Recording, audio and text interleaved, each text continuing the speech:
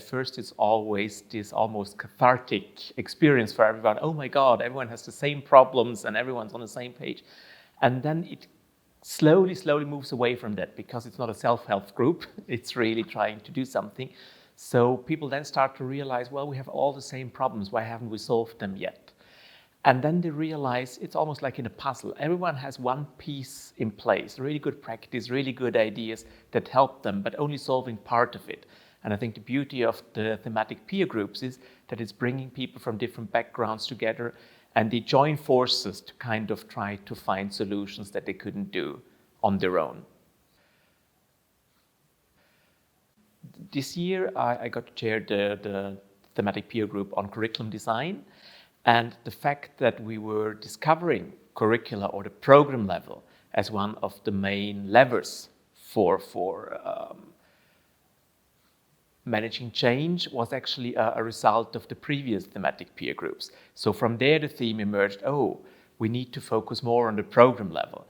Now this year we got to focus on it, and I think there were a lot of interesting things where people realized in the group, but I think also the people with whom we started sharing it, that maybe we need to move away from some of the practices we've been conducting so far, moving one step further, putting things on their head, trying something different.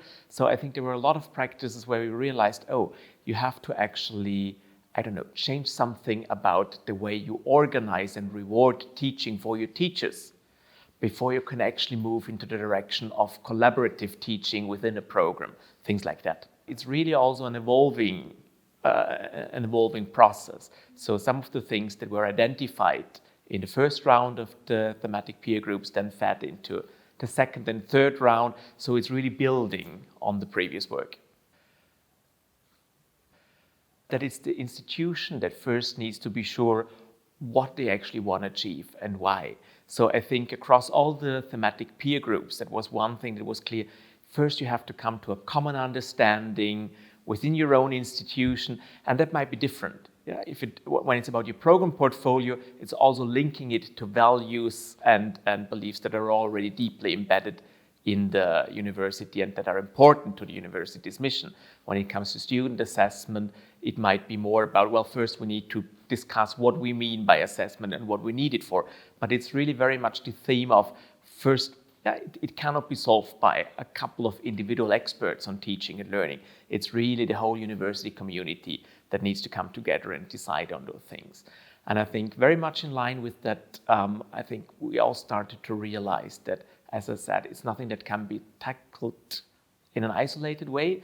So I think it's also showing us that we need to form project groups, working groups that bring together people from within the university. I'm not just talking about teachers, students, and administrators, which would be the very generic, normal way, but you have all this diversity within administration, within the student body, and within the teachers. So it's more about identifying whom do we really need in terms of their skills and their approach in order to solve a certain problem. So these are, I'd say, just two of the things that we're slowly starting to realize as cross-cutting themes.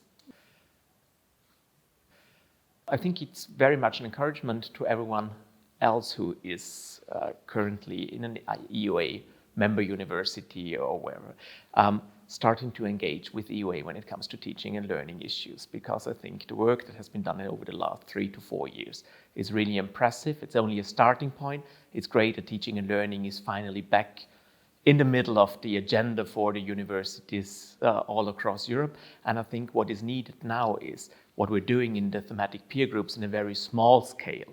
We need more people engaging in that kind of discourse, in this collaboration, and adding more pieces of the puzzle that I was mentioning before.